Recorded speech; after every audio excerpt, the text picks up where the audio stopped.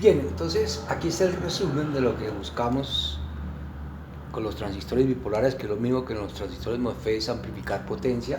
O sea, la señal que queremos amplificar en potencia la estoy representando por esta señal que pinto en verde, que es la señal 1C omega T. Entonces lo primero que hacemos es colocar unas condiciones de continua, de tal manera que cuando yo meta la señal, lo que hago es montar la señal sobre la de continua y al circuito de salida, o sea, sobre el colector, la vamos a ver tanto la de continua como la alterna beta veces más grande.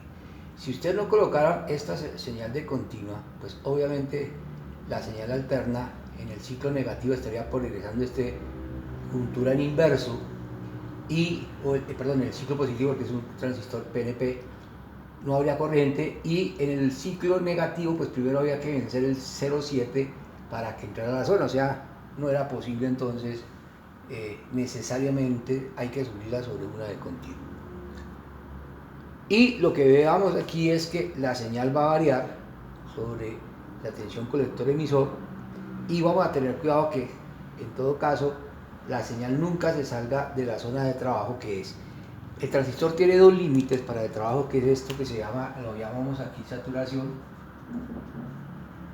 que si lo hacemos equivalente a lo que veíamos con los transistores MOSFET, eso tendría que ver con la zona triodo, y esta que es la zona corte, que pues coincide también con la corte del MOSFET. Y esta zona, que en el transistor MOSFET lo llamamos saturación, aquí lo vamos a llamar la zona activa.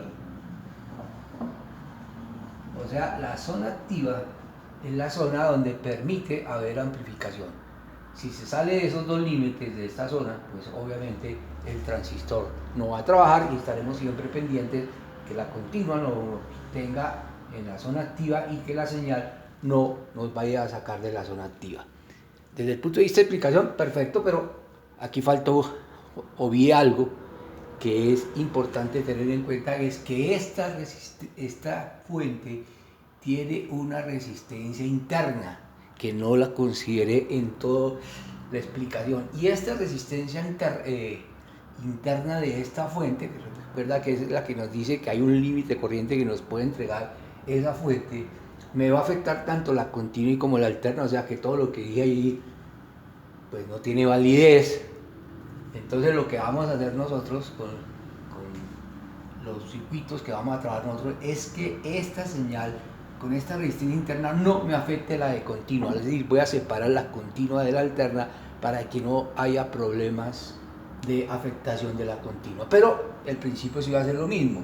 Sobre una de continua voy a montar la señal que quiero amplificar, la paso al otro lado como beta veces más grande, y quiero que aquí también esta señal tenga un voltaje mayor que el de entrada. Esa es, digamos, la explicación que queremos dar. Entonces, vamos a trabajar siempre el transistor en una zona que vamos a llamar la zona activa. Entonces, uno podría hacer una gráfica, ¿sí?, para el trabajo, como hacíamos con los transistores MOSFET, hacer una gráfica voltaje colector emisor versus I sub C. O sea, podríamos coger un circuito así, colocaremos aquí un voltímetro, perdón, primero un amperímetro o miliamperímetro mejor, y una fuente variable, y aquí coloco también una corriente base. O sea, voy a hacer la gráfica para diferentes corrientes de base. Inicialmente uno podría decir, si la corriente base es 0, pues la corriente de colector es 0. Después subo el voltaje, encuentro una corriente de base primaria y empiezo a aparecer desde 0, y entonces lo que estoy haciendo es, si empiezo a subir esta, aquí debe aparecer un potencial positivo que la corriente de emisor siga derecho hacia el colector. O sea, empieza a subir y llega un momento en que empieza a aparecer la corriente de base de colector, dependiendo solamente de la de base. Si sigo subiendo aquí, entonces tengo una corriente de base más grande y aparecerá una curva para una IB2 mayor. Y cada vez que subo aquí, y pues voy subiendo este voltaje para obtener la curva, voy a tener una curva que es más o menos de este tipo. Para IV3, para IV4, o sea, la corriente de base va subiendo, pues la corriente de colector también subiendo. Entonces, otra vez tenemos tres zonas. Esta zona es la que se llama en el transistor saturación, bipolar. Esta zona es la zona de corte. Y esta zona, que es la que nos interesa, es la zona activa. Ya, eso puede ser el equivalente con los transistores MOSFET, y con estas curvas es lo que uno trabaja cuando va y mira los datos del fabricante. Pero vamos a ver algo importante, que es lo siguiente. Vamos a volver al transistor en base común. Si hacemos esto, ya sabemos, si trabajo por ejemplo con un transistor NPN, lo primero que hago es generar una corriente emisor, ya lo vimos, RE, B sube E, y aquí coloco una resistencia y una tensión para polarización en inverso. Hasta ahí no hay problema. Entonces dijimos que I sub E hace que aquí aparezca una corriente I sub C, donde I sub C es alfa veces I sub E, y alfa es aproximadamente igual a 1. ¿Qué quiere decir? Que si yo abro aquí, pues la corriente emisor sería 0. Pero recuerde que lo que tengo aquí es una juntura polarizada en inverso. O sea, yo tengo una, como si fuera un diodo en inverso así. Está así, con esta tensión está en inverso. Si no hay corriente de emisor, en todo caso, como hay una juntura polarizada en inverso, sabemos que la gráfica de un diodo es aquí así, y aquí hay una pequeña corriente. Esa corriente la llamamos la corriente de fuga, que es la corriente que depende de la temperatura. Cuando suba la temperatura, esta corriente suba porque es de portadores minoritarios, acuérdense de esa parte. Por lo tanto, aunque la corriente de emisor sea 0, la corriente no sería 0, hay una pequeña corriente debido a la temperatura. Y en estos transistores se va a ver bastante el problema de cómo evitar que sea tan sensible a la temperatura. Entonces, de ahí, cuando hacemos y cambiamos el circuito a esto, cogemos el circuito así en emisor común. Lo mismo, se supone que aquí genera una corriente de base, y esa corriente de base me genera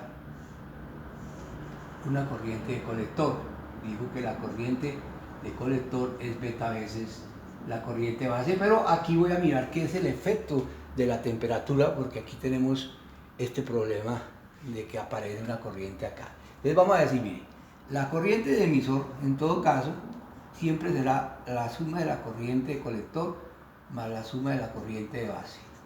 Si todo lo expreso en términos de corriente de colector, diría, la corriente de emisor es la corriente I sub C sobre alfa, es igual a I sub 0 más I sub B, pero I sub B sería I sub C sobre beta. Los I sub C se van, entonces me queda que 1 sobre alfa es igual a 1 más 1 sobre beta. O sea, esto es igual a beta más 1 sobre beta es igual a 1 sobre alfa. O sea que alfa es beta sobre beta más 1. Entonces voy a coger esta ecuación que está aquí arriba y la voy a cambiar de la siguiente manera. Voy a decir, la corriente de colector es igual a beta veces sobre beta más 1, la corriente I sub E, pero I sub E es I sub C más I sub B. Todo esto más I sub C B0. Esto dice que I sub C es igual a beta I sub C más beta I sub B más beta más 1 I sub CB0, todo sobre beta más 1. Si despejo toda esta ecuación, me dice que la corriente de colector va a ser igual a beta I sub B más beta más 1 I sub CB0. Y esta ecuación tiene en cuenta el efecto de la temperatura. ¿Qué queremos nosotros? Queremos esto, que la corriente de colector sea beta I sub B, porque ese es el efecto transistor. Este es el efecto transistor. Pero aparece un término indeseable que es la corriente de fuga, pero multiplicada, también la amplifica, este montaje la amplifica beta veces más 1, y esto es debido al efecto térmico. Y esto es indeseable. Eso nos va a traer problemas, y uno de los primeros problemas que tuvieron que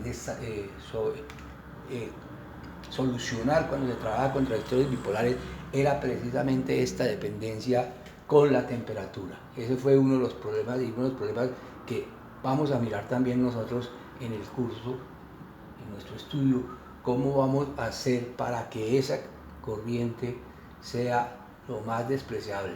Esta sería la ecuación general. En algunos casos, en muchos casos, vamos a despreciar esta corriente de fuga. ¿Por qué? Porque cuando uno tiene la suma de dos factores, pues si este es mucho mayor que este, se puede despreciar, como hemos hecho anteriormente, el efecto más pequeño. Y eso es lo que se va a buscar en la construcción de transistores durante toda la etapa de desarrollo de la electrónica. Con eso pues estaremos listos ya para dar los ejercicios de la próxima semana. Bien, vamos a hacer 4 ejercicios. El primero es con un transistor NPN con beta igual a 200, 16 voltios, 8K, 5,7 aquí RB. Tienen que calcular RB para que el transistor quede polarizado en el punto óptimo. Acuérdense que el punto óptimo es voltaje de colector igual a VCC medio igual a 8 voltios. Eso es la parte A. La parte B es, ya una vez calculado, miren el efecto de la corriente de fuga. La corriente de fuga va a ser 1 microamperio. Entonces, ya usando la fórmula completa, ¿qué pasará con el voltaje de colector emisor? El segundo es una manera de polarizar. Miren, en lugar de usar esta fuente aquí, yo lo que voy a usar con los mismos 16 voltios, voy a generar la corriente de base por esta malla. Tiene la tensión aquí, entonces queda esta malla. Entonces, calculando esa corriente y teniendo que esta resistencia aquí es 1,5 mega, recuerden que le digo la nomenclatura 1M5 es 1,5 mega, calcular el voltaje colector emisor para beta igual a 100, para beta igual a 200 y para beta igual a 300. El tercer ejercicio es con transistores PNP y hago un divisor de tensión en la base y voy a usar el teorema de Thevenin. Es decir, en este punto yo puedo tener un circuito equivalente donde veo el voltaje de Thevenin, la resistencia de Thevenin, y con esto pueden calcular y encontrar cuánto es voltaje colector emisor teniendo beta igual a 100. Y el último, colocamos el circuito y le voy a agregar una resistencia en el emisor. Acuérdense, aquí es clave que se acuerde que la corriente de emisor es la suma de la corriente de base más la corriente de colector. El beta es igual a 100, nuevamente calcule cuánto es el voltaje colector emisor. Y esos son los 4 ejercicios para los primeros 4 ejercicios de transistores bipolares.